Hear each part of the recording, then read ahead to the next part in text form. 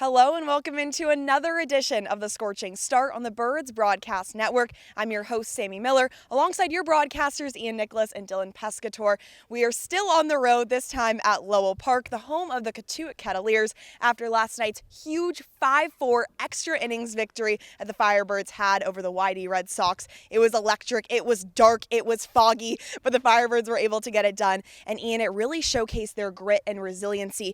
How do you think how important it is to show this early on in the season that the Firebirds can fight when the going gets tough? Well, look, if everybody, Kelly Nicholson would prefer they win 13-2 every day like they did a few nights ago against Brewster, but that's just not going to be the case, especially in a league where so few teams have a winning record because there's just so much parity. And to prove you can go into the belly of a beast in the East Division in YD, navigate through the fog, navigate through a lot of crazy things that happen in that game, and make just enough plays in the 8th, 9th, and 10th innings to come away with a win just shows you just how much this group has rallied around each other and responded to the adversity that was presented to them with that 5-game losing skid. Now it seems like a thing of the past. You've won 4 of your last 5, and I know the Brewster series was fun, but last night was easily the most impressive.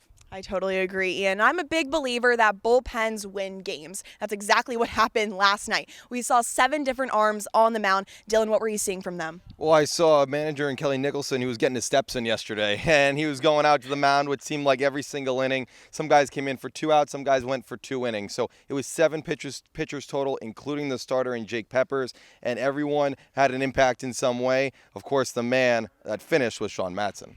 And we have to give a special shout out to Sean Matson. He has been sensational for the Firebirds. Last night came in, he struck out all 3 in the 10th inning, was phenomenal. And during his time in Orleans, 6 2/3 innings, hasn't allowed a hit or a run. Absolutely incredible from the Harvard pitcher. Ian, what does he mean to this team? He means when he comes in the game's over. As of right now. That's not a guarantee, but that's what the guy's feeling. Sean Matson's out on the mound, and he is just pitching with instincts and pitching his heart out. He's going at batters. He's showing that he has high-level stuff and that he can get it done in high-leverage situations. And the fact that he wasn't even a closer at Harvard, I mentioned it last night, I'll say it again, but he stepped into this role, and he's just killing it off pure adrenaline. Just shows you what kind of competitor he is. And I think that Hunter Hines at bat is going to be something we're talking about all season long. Is a moment we knew he was a real deal. And not only was the pitching incredible, but also the offense. The Firebirds put up 7 hits, and it was highlighted by Jack Penny's first home run of the year. It was a game-timing homer in the 8th inning.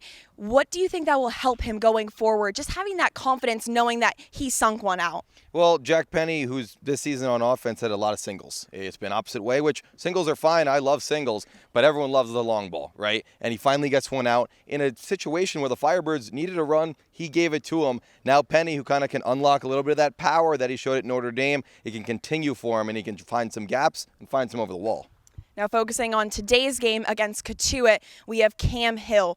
He just won the Cape Cod League Pitcher of the Week. He has been incredible this season so far for Cotuit. And they also have some pretty big hitters. Brett Bateman has been incredible as well. So, Ian, what should we be expecting from this Kettleer squad? Well, first of all, if Kelly Nicholson got his steps in, Mike Roberts might do a marathon today because Cam Hill is fantastic, but he's a reliever. I mean, he won the Pitcher of the Week because he was coming out of a bullpen and dominating out of a bullpen. So it's going to be a bullpen night tonight for Cotuit most likely, an inning 2 or 3 from Hill at most, very similar to the 7 pitchers used after 3 innings from Jake Peppers yesterday in the big win. And then you move over to Brett Bateman. It's a perfect guy to have in your lineup at this point in the season because over 100 players have been chopped from Cape teams across the league, and to have somebody at the heart of your order who's just the glue, hitting over 500, and you haven't lost him to the draft or to USA is just so crucial for a team that has lost 3 of its last 4 to have that guy still in the order. Now, guys, you know what time it is. I need the keys to the game. Dylan, you're up first. All right, I'm bringing back the stats. Cotuit, 32 stolen bases, most in the Cape Cod Baseball League up to this point. Hunter Henry, can you stop the running game? That's your job. There we go. I love it when we get out jobs. Ian, how about you? What's your key? Goal is to get at least 1 run off Cam Hill. He might be the greatest summer ball pitcher statistically I've ever seen, but before he comes out of the game, you got to get at least 1 run on him. Give your team that little bit of run support early. Build on it as the innings go on. Well, guys, I love the keys, and stay tuned for a lot more on the Scorching Start. All right, let's go to war, boys. You guys keep it out. The scorching start continues, and so does our regular chats with Brendan Nordstrom on the Writers Report. Brendan, thanks so much for joining us. Thanks for having me once again. All right, we got to talk about somebody who puts a smile on the face of you and me and the entirety of this team, Joe Oyama. Austin Overn was really hitting his stride last week in the leadoff spot, goes to USA Baseball. Joe Oyama picks up right where he left off, and the guy will not be deterred. I'm a big Joe Oyama guy. It's really the definition of next man up mentality. He went into the one spot. He wasn't retired yesterday. He reached on 2 walks, 2 hits, and an error. And when he's on the base paths, he's dangerous. Couple caught stealings yesterday, but Coach Kelly Nicholson said, that was just credit to catcher Will King over there, and he's going to be undeterred in sending the runners, keeping aggressive. And Joe Oyama has the tools. A lot of stolen bases at UC Irvine last year in the West Coast League. And, he's the perfect leadoff guy. He's fast, and he can get on base, and that's all you need. That's all you need. He has been caught stealing 3 times, but he's also stolen 3 bases, 14 stolen bags in the spring with UC Irvine. We'll keep it on the West Coast in that conference. Another one of Oyama's former summer ball teammates, Matt Hallback, with the Wenatchee Apple Sox. Now they're Firebirds together, and now they get to share the same order together. We're in the lineup together again. Hallback in the lineup for the first time since that win against Falmouth on Tuesday. He's been a little dinged up, but what could he add to the middle of this order? Hallback was day-to-day, and when he was out there, he was flashing. He was diving for everything. He was being great on defense, and defense is something where the Firebirds, when they were losing, their errors were a big problem. They've cleaned it up recently as the winning. Hallback in the DH spot today, but when he gets back on the field, it will be helpful. But, he's mixing it up in the lineup. The lineup has been, pretty similar through and through, so adding a little spice, adding a little mix-up in there, and, Hallback's proven that he can be a good hitter as well. Yeah, he proved it in the spring with UC San Diego. Spices are nice, but sometimes you need the meat and potatoes, and the meat and potatoes of this order has been Eddie Micheletti. Out of George Washington, he has been fantastic, hitting over .330 in the last week, but it's more than just balls and strikes, base hits, and great catches in the outfield from him. It's a special story with him, too. Absolutely. Micheletti summered on the Cape in Orleans, grew up a Firebirds fan, a hometown fan.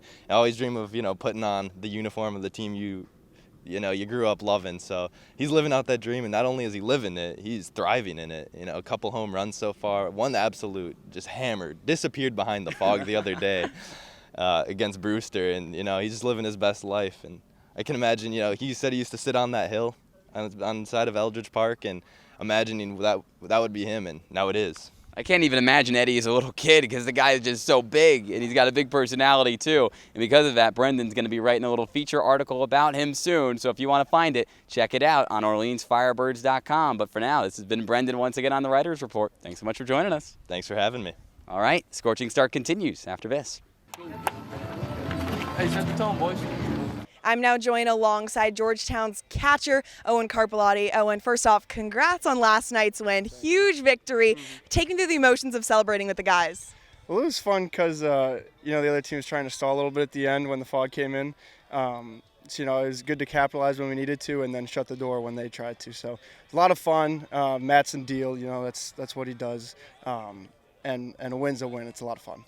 And like you said, Mattson was incredible. How was it catching for him? With him, it's easy. I mean, you call it, he says yes, and he puts it where you want it. It doesn't get any easier than that. And you had a big night. You had a run, a hit, and an RBI. So what were you seeing at the plate? Just trying to hit a fastball. I've been making adjustments to the pitching up here. I'm here to get better. And it's like I said, it's been an adjustment, but starting to turn the page, and I'm having fun. And college ball is way different than summer ball, like you just noted. So what types of adjustments have you been making? Well, in college ball, you see like the Friday guy, and he's the best guy. Then the Saturday and Sunday, they kind of fall off a little bit. But here, everybody is the Friday guy for their school, right? So one night you'll see the Friday guy, and then the Friday guy out of the pen, and another one, and another one. So you're just seeing everybody's best, and that's the whole point of coming up here is to get back to college ball and make everything easier. So. And having strong chemistry with a pitcher and a catcher is so important. So how would you evaluate your connections so far? Very well. I think this team as a whole, not only pitchers and catchers, has gelled really fast. We don't have any egos on the team. Everybody likes to have fun, and that makes everything a whole bunch easier. And you have Henry Hunter as your fellow catcher. So how awesome is it to have him to kind of share notes and things you see throughout the games? Henry's great. We bounce ideas off each other all the time. He's always got my back when I'm the last out or on the bases, something like that. And he's a great baseball mind, great kid. Love being around him, and just learning from him is a great experience for me. Now, I always ask Ian and Dylan what their key to the game is. So, Owen, what's your key to get the win today in Cotuit? We just got to keep doing what we're doing. Offense has to keep hitting the fastballs, and pitching just has to keep throwing strikes. It's easier said than done, but baseball is a simple game, not an easy game. Well, thank you so much, Owen. Good luck tonight. Thank you, Sammy. I'm now joined alongside Firebirds manager Kelly Nicholson. Coach, first off, congrats on last night's huge win. The team really showed that will, that want to win. How exciting is it as a coach to see that? Yeah, it was good to win last night. It's hard to win on the road in extra innings, and I was super proud of our guys. We were up, then we gave up a 3-run homer, and then Jack Penny ties it with a big home run, makes it 4-4, and we go into extras, and we get a run, and Matson comes in and strikes out the side. So, it was a good win. It was a really good win for our guys. And speaking of Matson, he has been sensational for you guys. Over the past time, during his time in Orleans, 6 2/3 innings, no hits or no runs allowed. How incredible is it to see him really come out there and perform every single night that he's called upon? Well, we knew Matty was good. That's why he's here, and he had a crazy summer last summer. He's a strike thrower. It's a super high spin fastball. It is elite, and it plays way up. It's 91, but it's probably appears to be 94, 95 to the hitter. So what he's doing out there is not surprising to me. It's kind of what we expect of Matty. We have super high expectations and standards here, but I'm super proud of him for meeting them, and as soon as he's good to go again, he'll be in the closing role ASAP. And another player who had a huge night was Jack Penny, and he had his first home run of the season. So how do you think that'll help him with his confidence moving forward? Yeah, I think anytime somebody hits a homer on the road to tie a game, it's going to build confidence. Penny's a good hitter, right? He's got elite bat-to-ball skills. He doesn't swing and miss very often, and the more times you can put the ball in play, the more opportunities you're going to have for success. And Jack is just a prime example of that. I was super happy for him yesterday, of course, as I would have been for anybody. But he's very professional in his approach and his process, and I think he's on a mission this summer. And it was a big homer last night. And Cotuit has some big arms. They also have a very strong pitching staff. Today on the mound, it's going to be Cam Hill starting out for them. So what are your impressions of this Kettleer team? Yeah, they're always good. They can run. Mike does a great job. They're in first place for a reason. They're going to run. They're going to play small ball. They're going to have guys that can bop it. They're going to have big arms. Cam Hill's good. Watched a little video of him today. He's left-hander from, I believe, Georgia Tech. It's going to be 93, probably to 95. And we have our work cut out for us. We got a bunch of right-handers in the lineup, and see what we can do against them today. Well, thank you so much, Coach. Good luck today. You bet. Thank you, Sammy. That'll do it for this edition of the Scorching Start on the Birds Broadcast Network. Make sure you tune in at 5 o'clock when the Orleans Firebirds take on the Cotuit Kettleers.